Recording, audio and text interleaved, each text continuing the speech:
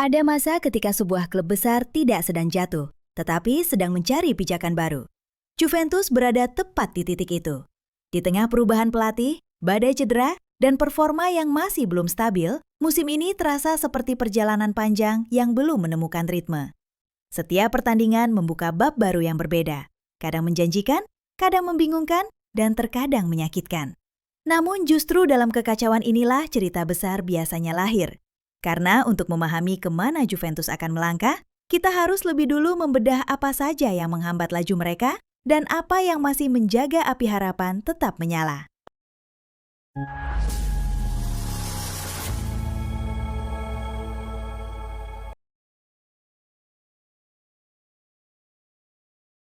Dalam dunia sepak bola, ada hari-hari ketika semua kerja keras seperti tak menyisakan jejak. Juventus baru saja menjalani salah satu hari itu saat tumbang 1-2 dari Napoli. Laga yang seharusnya menjadi pernyataan kebangkitan justru berubah jadi pengingat bahwa mereka belum stabil.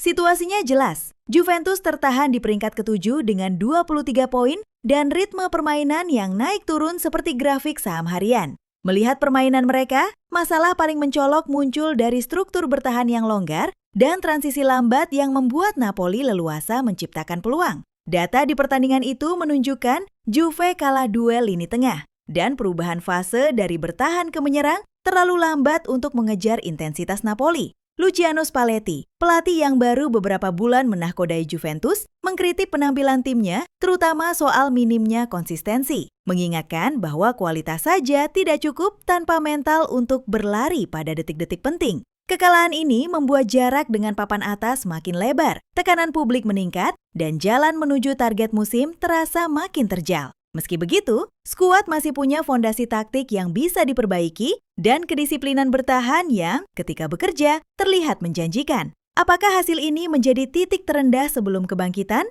Atau justru sinyal bahwa masalah lebih dalam sedang mengintai? Jika Juventus ingin kembali disegani, mereka harus berhenti terpeleset di tikungan yang sama, karena rumput Serie A tidak lagi seramah dulu.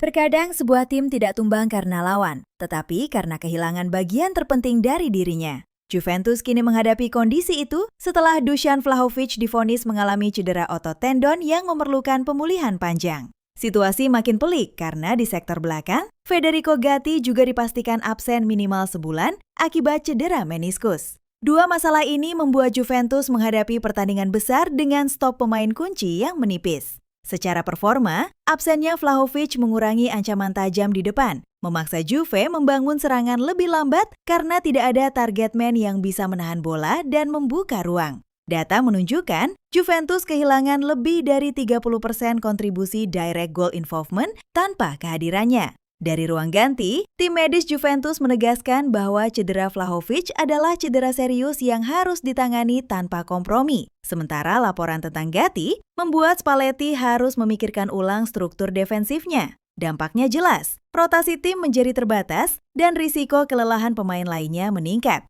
Namun di balik itu semua, ada sisi positif berupa kesempatan bagi pemain-pemain muda untuk mengambil peran yang lebih penting. Muncul pertanyaan, mampukah Juventus bertahan di periode paling rapuh ini tanpa dua fondasi dalam serangan dan pertahanan? Kalau sepak bola adalah teka-teki, Juventus sedang kehilangan dua potongan terbesar. Pertanyaannya tinggal, apakah sisanya cukup untuk menyelesaikan gambarnya?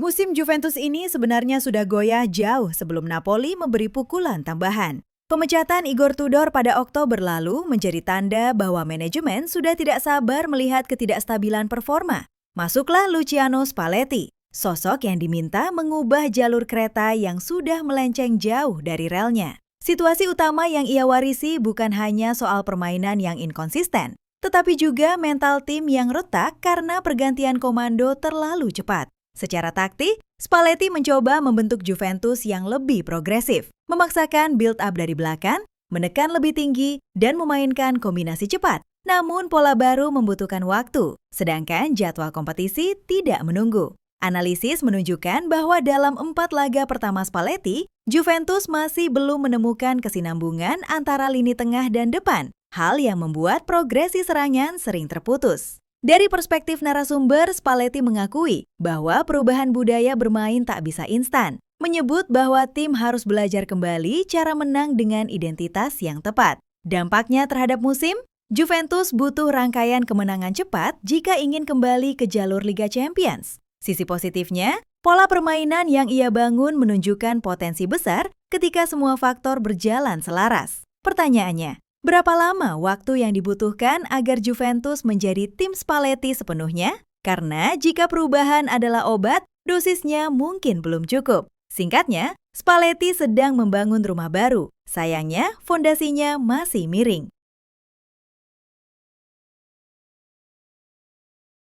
Terlepas dari kekalahan, cedera, dan transisi taktik, Juventus tetap berdiri sebagai klub dengan kapasitas bangkit lebih cepat daripada yang diperkirakan banyak orang. Situasi utama saat ini menunjukkan tim yang berada di tengah pusaran perubahan, performa belum stabil, absensi pemain kunci menumpuk, dan adaptasi pelatih baru masih berjalan. Tetapi pada saat yang sama, beberapa indikator menunjukkan arah positif. Struktur permainan yang mulai terbentuk, potensi pemain muda yang terpantau meningkat, dan mentalitas bahwa musim belum selesai.